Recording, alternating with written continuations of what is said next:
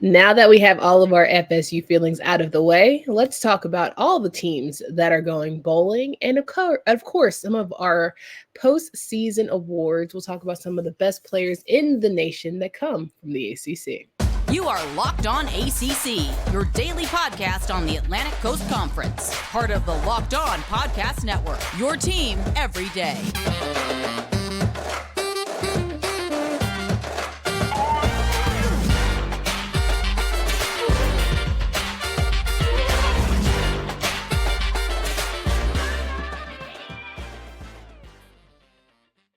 What's going on, everybody? Welcome to today's edition of Locked On ACC. I'm your host, Candace Cooper, joined by Kenton Gibbs of Locked On Wolfpack. Each and every day, you can find us wherever you listen to podcasts. Make sure you download, subscribe to our YouTube channel, where you guys have been getting very lively in our comments each and every day. We love our community here at Locked On ACC, so we always appreciate a good follow here or there.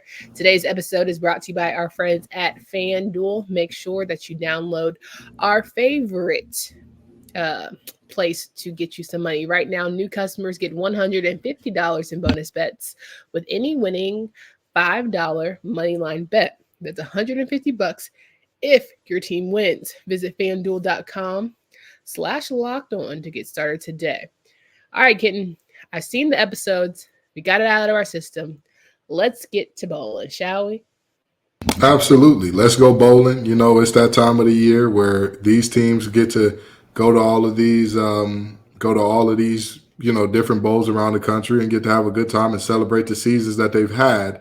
And I think that's a great thing. I think that we have the most teams going bowling out of any Power Five, even though we're this terrible conference that, we are, we apparently don't play big time games or whatever. We still found a way to have 11 teams win 6 games. So, that's a good sign. And we had so many teams in bowl games, in fact, and so many things that were very interesting on Sunday that there was a holding pattern on the bowl games. There was a holding pattern on Sunday, but we got it all sorted out. We're recording this thing well after Sunday, so we're going to bring you all the bowls. We're going to talk to you about everybody's matchup, who we like, who we don't like, all that good stuff as we go forward here.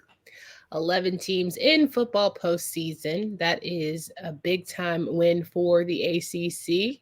Jimmy P decided to say that with himself. We look forward to watching each team compete during bowl season, and we could not be prouder of the tremendous season that our ACC football programs have had thus far. All sunshine and rainbows, but we'll get to Jimmy P later. I was just about to say, Jimmy P said something. I put out an APB for the brother. I said, where's he at? Where he at, dude? Where is he? There we go. So let's kick off. We're going to go in chronological order of when it happens, because I'm sure you're just wondering when your favorite team is playing in a bowl game. Let's start off with December 21st, the roofclaim.com Boca Raton Bowl. Jesus help the children. Boca Raton, Florida will see Syracuse in South Florida at 8 p.m. on ESPN. These names. We're going to, at the end of this, we have to figure out who has the best name. Just so we for sure. Well, I think that there's an easy answer there, and y'all aren't going to like my answer, but it's going to be an easy answer. This one out the gate, roofclaim.com. Okay, got it. Say what? Roofclaim.com? No, okay. Absolutely not. Absolutely not. But here's the reality. This is a Syracuse team that, they just got their new head coach, who is a New Jersey native. I believe it's Camden to be exact. He said that I'm here for life, baby. And so these players are kind of reneged. I'm sorry to cut you off, but he said, I'm here for life. And then he said, till my daughter turns 12 and I'm out of here. So that's really only 10 years. So, are you here for life, or are you just here to let you go? I mean, all right. Candace. Okay. Let's talk about it. Okay. In terms of college football coaches, if you are tenured for 10 years at a place, is that not a lifetime, basically, in college football today? That's fair. If you have 10 years of tenure, you'd be the third most tenured coach in the ACC right now? I know that Dorn has been there longer than 10. Claus has been there longer than 10. Who else? Clausen has not been there longer than 10, has he? I thought he did. I could be wrong there. I don't think so. Okay, I think so. Well, the S is kind of kicking my ass. You're knocking off the rust. It's okay. You're knocking off the rust from the 2 days off. But I think that I'm thinking that, you'd be one of the longer tenure coaches, right? Objectively speaking, you wouldn't be any lower than third or fourth. You'd be longer than when Dino stayed. Longer than when Dino stayed, longer than Mac Brown has been there, longer than Elliott is probably going to be at UVA, longer than a lot of folks, longer than a lot of folks. I mean, that's just the reality. And so, you look at that situation and you say, 10 years basically is a lifetime in today's coaching situation. That's just the reality. So I think let's hope that he wins to get stay for 10 years. Yeah. I'm not gonna lie to you. As soon as he said, when they took, how much money this man paid me? I said, oh, this man a little too honest. Hold on now. Friend a little too friendly. Okay, calm down, friend. You got to walk in there. I deserve every penny. I've done everything, and everything that they're giving me is extremely warranted. But no, very seriously, I'm sure Forever Orange Girl is excited about it, and they got their guy, and he said he's gonna be there for a lifetime, and plenty of coaches say I'm gonna retire after this mark because Dabo said he was gonna retire if they start paying players. Players are in fact getting paid, and Dabo is in fact on the sideline. So. Dabo saw inflation and said, I got to stick around, but here we are. Yeah. All right. We'll have more in-game coverage as we talk about matchups as we get to it. But right now, we're just going to keep it light, keep it fun. It's been a heavy couple days in terms of football. So just so in case you're like, okay, how am I going to just relax? We got it. We're coming. We'll tell you who's going to beat the spread, who's going, who you need to put your money in. Gamble responsibly, by the way. Please don't put the house on. Our FanDuel friends definitely know that. Don't have the kids Christmas riding on whether or not the receiver or your favorite team is going to go over 80 yards. You don't even know if he's going to be playing the bowl game, but I digress. You don't. All right. On December 22nd, you have the Union Home Mortgage Gasparilla Bowl in Tampa, Florida, where Georgia Tech will face off against UCF on ESPN at 6:30. Wait, the Gasparilla Bowl is in Tampa? I thought that one was in Alabama somewhere or something like that. Just reading my sheet. Okay, well, I'm sorry. Well, that's going to be a great time for those teams. Good for Georgia Tech. Yeah, Georgia Tech. First time they've been to a bowl game since Paul Johnson was there. First time seeing a bowl game as a non-triple option team in quite some time. So it's. Hey, good for them. This is a good matchup for them. You said they have Troy, correct? Wow, UCF. UCF. Sorry, UCF. That's a good matchup for them. I think that's a really good matchup for them. We'll see. All right, let's get to before the Christmas games here. You'll have December 23rd will be Troy and Duke in the Birmingham Bowl in Birmingham, Alabama. So there goes your Alabama and there goes your Troy. Getting a little ahead of yourself on ABC. I had Birmingham on the brain because I just talked to my grandma who's, located down there. Love you. I know she's listening to this. But anywho, the reality is this is a Duke team that is kind of reshuffling the deck a little bit. Who's your coach? But who's your quarterback? Who's your running back? Because Waters and Riley entered the portal. So there's a lot of questions for this Duke team. But at the end of the day, these players still deserve to go enjoy a bowl game and all that. When's the last time we talked about Duke going to back-to-back bowl games?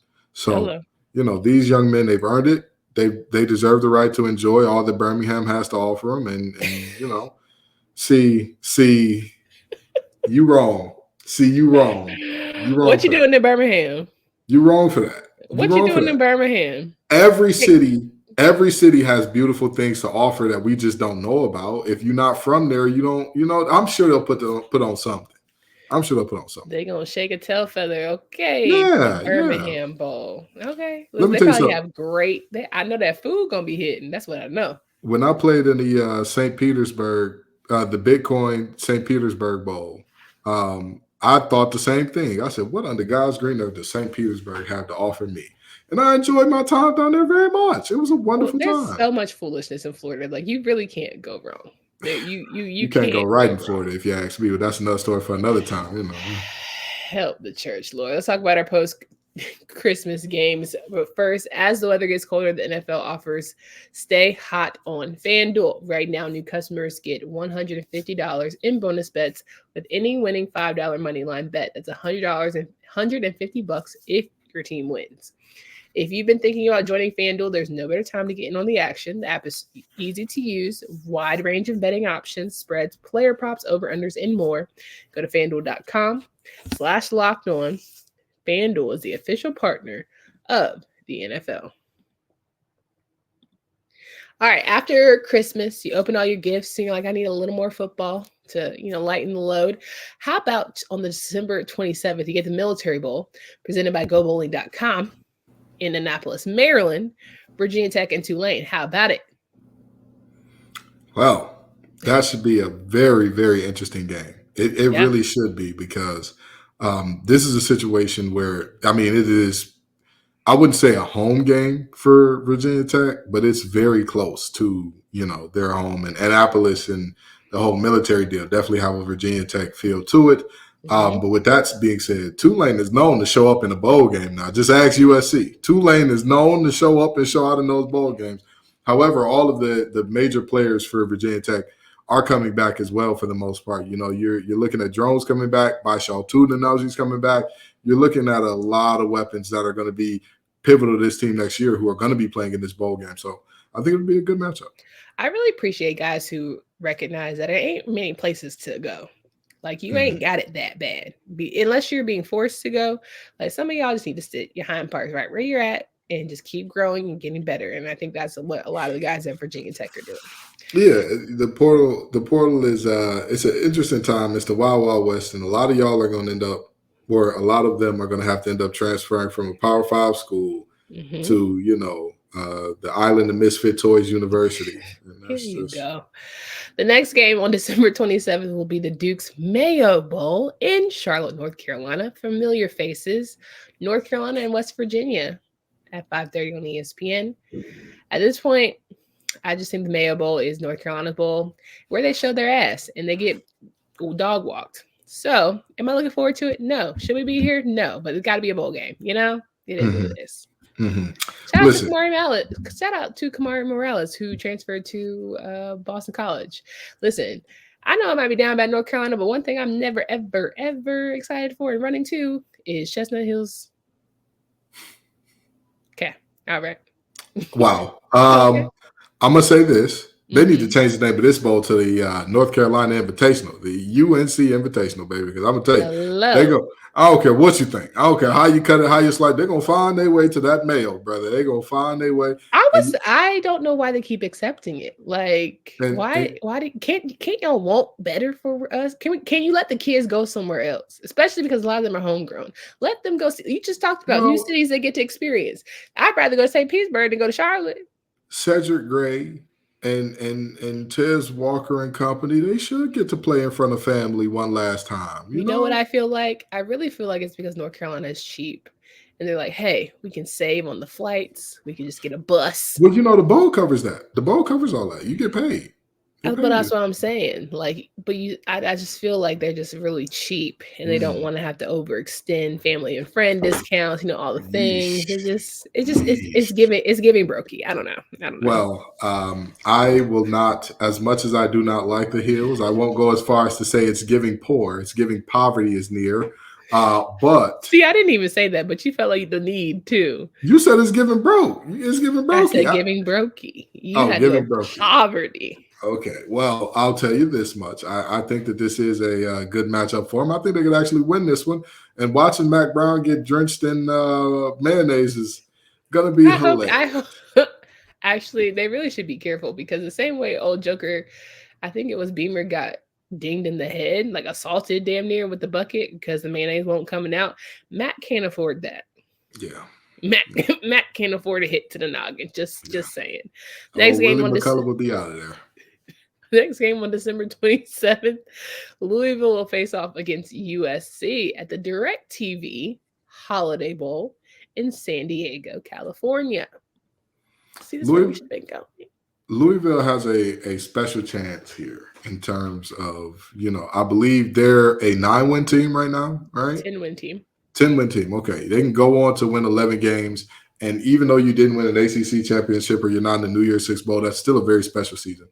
By literally, there are 10, I'd say 20 tops teams in the nation that like, hey, 11 wins and a bowl win is not special for it. Louisville's not in that group. This would be an all-time year for them. I think they can finish this thing out the right way. I really and truly do. And plus, they're going to see a USC team that is going to look exponentially different than how USC has looked this year. As I would bet donuts to your dollars that I bet dollars to your donuts that Caleb Williams doesn't play in this bowl game. He already isn't playing. Yeah, so what are we doing here? I think that there's a great chance for Louisville to do something special here. On Thursday, December 28th, you'll have the Wasabi Fenway Bowl in Boston, Massachusetts, where Boston College will face off against SMU. This is my early favorite bowl name. Just going to go ahead and say. Future ACC matchup right there. There we go. That's what I like to hear. Hard hitting. What I like to hear. SMU, get ready. Get ready for an ACC environment, Mustangs. Get ready. Again, free my dog Sherwood Blunt. Y'all should allow him back in the program. But anyway, the reality is this is, Boston College finished the season on a not so high note after having a 5-game or 5-game winning streak. This is a team that they're bowl eligible. They're going to be at home, sure. But even still, it's still nice to get to play one more time with your brothers, get to enjoy all those things, get some nice food and all that good stuff, and have all the things, because at the end of the day, there's an alternative to playing in a bowl game, even if it is a bowl game that's at home. You got helmets to the left, shoulder pads to the right. Is that what y'all wanted for your seniors? No. So, let them get this bowl game. Kenton Gibbs, December 28th, the bad boy Mowers Pinstripe Bowl in the Bronx, New York, where Miami will face off against Rutgers. This is interesting. Wasabi and Bad Boy, they're starting to get neck and neck, but go ahead. I'll tell you what. You're looking at the fighting Greg Schianos against a Miami team that, and I'm not joking when I say this. I'm not being facetious at all. Who's playing quarterback? TVD is out. Emery is out. Who's your guy? Who's your QB1? I think that'll be a pretty interesting thing to see. Emergency quarterback. And on top of that, they got a lot of guys they're going to hear their names called pretty early in the draft. So how many of those guys are going to play? How many of them are going to sit? Not many. Yeah. You're looking at a real interesting time here. Or again, Rutgers might get some get back, because last year they got into a bowl game because they had a high, AP graduation rate or whatever the case may be. And, or that might have been a few years ago, but they got in because they had a high graduation rate. Yeah, I think those were the COVID times. Yeah, Wake Forest took them to the woodshed. So they probably going to want some ACC get back on this one. And another game that's essentially a home game. Rutgers in New Jersey, New York is right there, as opposed to Miami traveling all the way up there. And Miami normally travels well for like big time games. This doesn't feel like that. You know what I mean? Like, this doesn't have big time game feel. The next game on December 28th will be the Pop-Tarts Bowl in Orlando, Florida. NC State will face off against Kansas State. Pop-Tart Bowl. Favorite Pop-Tart, go. You know me. I'm a plain guy. Brown cinnamon sugar. We almost had to stop the show. You thought I was about to say unfrosted? I thought you were about to say blueberry, some ish, or some strawberry.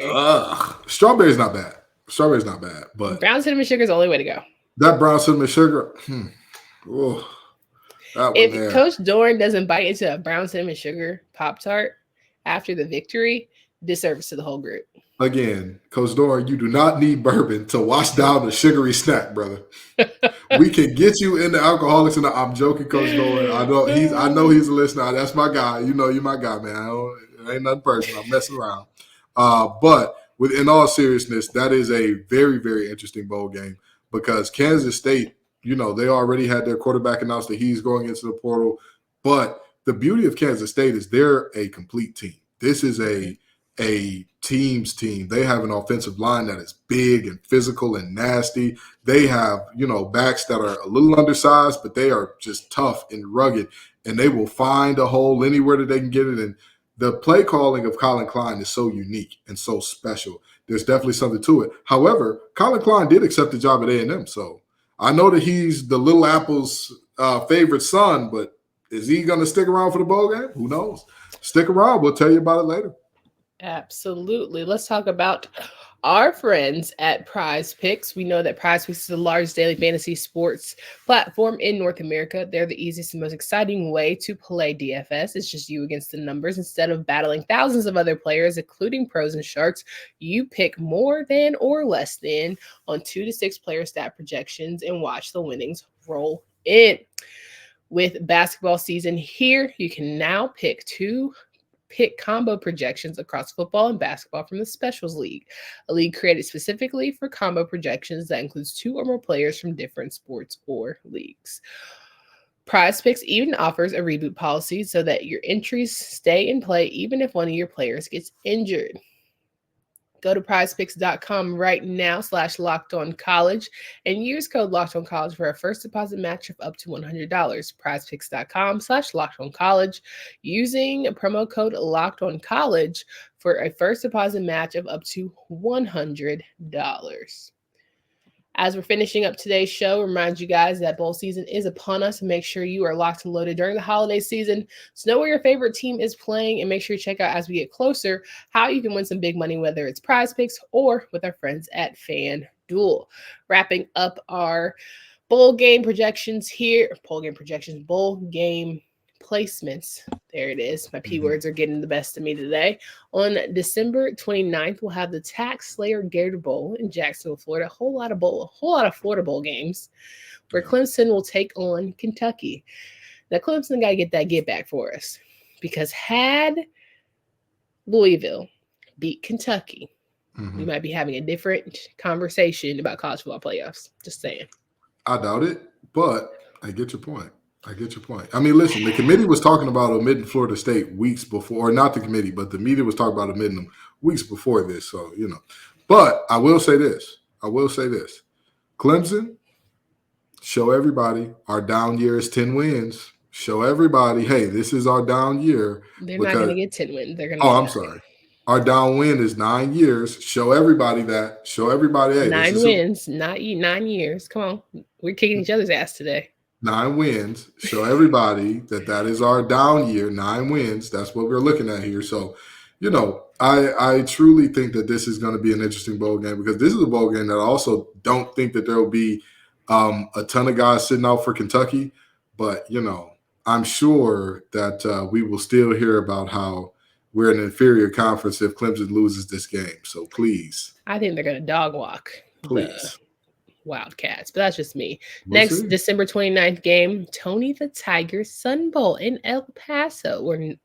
What the hell? Notre Dame will take on Oregon State. I'm not talking about this. Yeah, I was just about to say. Let's just mosey right on past that one. Tony the Tiger's cute, but yeah, why do you? It's great, but they're not part of ACC. Why do you even have them mentioned? All right, we'll talk about Jim in a second. December 30th, the Capital One Orange Bowl in Miami. Florida State will take on Georgia. I feel for Georgia. I feel like this is just going to be a doozy for all sides because you got really great guys on both sides, but a lot of them aren't playing. Don't blame them. There's no way to win this for Florida. Yeah. Or for Florida State, rather. There's no way to win this, right? If you win this game, Georgia didn't care. They won a national championship or bust. If you lose this game, see, that's why you shouldn't have been in the playoffs. Like there's nothing. Exactly. There's no right way to do this. And the worst part about this is that there's going to be a lot of guys sitting out. Oh, yeah. You like already. And that's on both sides of this thing. That like if I'm Johnny Wilson, if I'm Keon Coleman, like of all the things that we should be in life, for real is the first one. And like, come on, what are we doing here? Jared Verse, what are we doing here? Right. I've given this university everything I have. And Jared Verse specifically said, I came back to win a national championship. Now that that's off the table, what's the reason? And so, it's a shame to see that we've come to a place where New Year's Six bowls have like lost their value to this degree and this level. But, because of this committee's decision, that's just where we are. There's another person to blame, Kenton, and his name is Jimmy Phillips. Now, we're allegedly getting paid by Jim Phillips, so don't be sure not to criticize our boss too much. Yeah. Well, shoot, of the $2 million that he makes, I hope he could cut a little higher. Hello, cut me something. Cut me something. Because in the days that have followed, we have seen, normally in instances like this, right? You see something from your leadership beyond just, a 5-sentence statement. You see someone who's going on Get Up. You see someone who's going to make a little bit more noise instead of just accepting defeat. And I think that Pollyanna vibe that I get from him. It just played out. Like, it was cute during COVID, during the alliance, trying to figure out who we're going to add, who we're going to keep, who we're going to let go, blah, blah, blah, and talk about the 9-figure penalty, all that good stuff. Like, it was great. But now it's like, okay, if you know that these people have to stay, why aren't you better lobbying for them to want and entice them to want to be here? My brother in Christ, and I'm going to touch your shoulder when I say this, Jim. Get fired up. Get mad. Get some smoke under that fanny. You are in a position, most of us have to be reserved, right? Because if I say something out of line, if Candace says something out of line, we're going to get a call from David Locke and Company. Hey, shut it down. Take a break from Locked on ACC for a couple of days. Cool out. That couple of days is going to turn into Candace and Ken are no longer with the program, okay? Mm-hmm. These coaches are beholden to the board of trustees and all that. So even they sometimes, even though they want to get fiery, they can't really say, my brother in Christ, you've reached that level to where the people you answer to is this big. It's this big. And you know who the majority of that is? The teams you're supposed to be representing. You don't think the teams you're representing would be super excited to see you go out there and say some expletives, have some people say you're a little unprofessional, you're a little theatrical, you're a little da-da-da-da-da. I said that ACC Network needs me to be their propagandist, the way that Paul Feinbaum is a propagandist for the SEC. But damn it, Sankey is on TV doing Sesame Street bits on College Game Day. Fight back, Jim.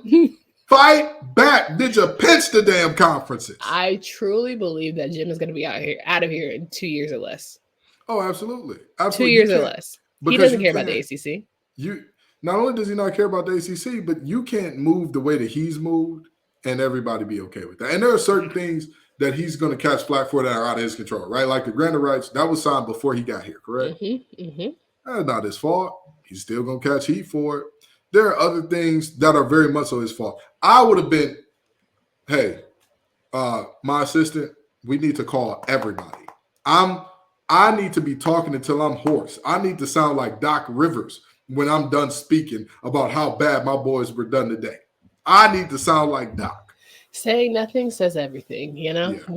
And you didn't even say anything. You wrote a statement. So you didn't even use your mouth. So I just... And that's the other part about it. I'm a big believer, I'm not one of those people that's like, oh, I need to talk to you in person so we can get closure. No, like I legitimately tell people, hey, I need to talk to you face to face because I need you to feel the energy, or I want to talk to you on the phone so we can feel the energy and the inflection and all that and what I'm saying. A part of communication is your tone, is your fervor, is your cadence of speaking, is where you put the emphasis on. And to write a statement takes away all those things. But even the mode in which you choose to communicate is a form of communication. And that is a form of communication that says that there's not passion there. Yeah. There's like the sound on TikTok says, there's no passion, there's no fire, there's no vision. Jimmy P, that's you right now. None of those, brother. None of them. The pressure is getting worse. Help the church, Lord. All right. That's our bowl games. But who is the favorite name? I'm a big Frosted Flake guy. I've been a big Frosted Flake guy all my life. So Tony the Tiger Bowl and that Pop-Tart Bowl, those two are...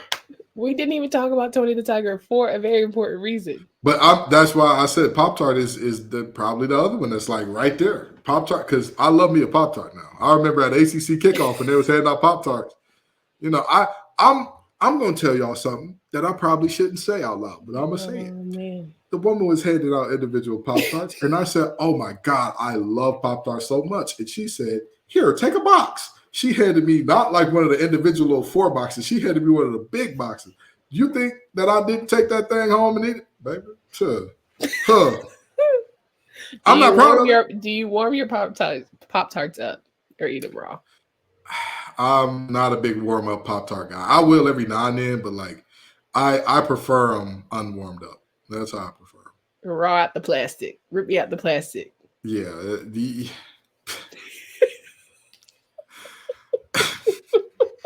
Your word choice there was very interesting, but absolutely. Oh man, wasabi Fenway for me because I love a little spice, but that's just what it is. We are going to hopefully you kept it light today. You felt a little good after you listened to the show, and you're just on your way to the next one. And we will certainly have more content for you.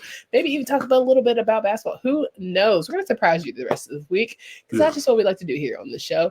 Candace Cooper and Kenton Gibbs. Until next time.